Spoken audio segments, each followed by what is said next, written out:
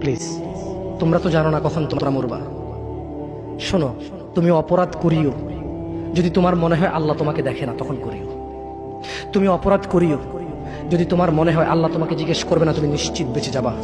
তুমি অপরাধ করিও যদি তোমার মনে হয় যে আল্লাহ তোমার জন্য জাহান্নাম নির্ধারণ করবে, আর তুমি আল্লাহকে বলবা আল্লাহ আপনি বললেই হবে না আমি জাহান্নামে যাব।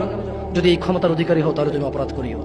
তোমাকে বলি, ইয়া মহিলা, মা, বোন, চাচা, চাচি, নামাজ ছাড়া মানুষ মুসলমান থাকে না। ওয়াল্লাহি আমি বলছি না কোথায় বাঁধবেন, তর্ক পরে। আমি বলছি আপনি নামাজটা স্টার্ট করেন না। আমি বলছি না যে তারা ওই 20 রাকাত পড়বেন না 8 রাকাত পড়বেন। আমি বলছি যে আপনি পড়েন, 2 রাকাত হইলেও পড়েন। আমি বলছি যে আপনি ঈশান নামাজ 15 রাকাত দরকার নেই, আপনি শুধু 4 পড়েন। আমি কি বলছি সুন্নত বাদ দিতে? আমি বলছি যে তুমি পড়ছো না, শোনো, ভয় পেও না, ঈশান নামাজ 15 রাকাত তোমার উপরে ফরজ নয়। আমি তোমাকে না করছি না 15 রাকাত পড়তে, আমি বলছি যে তুমি নামাজই পড়ো না, 4 পড়ো।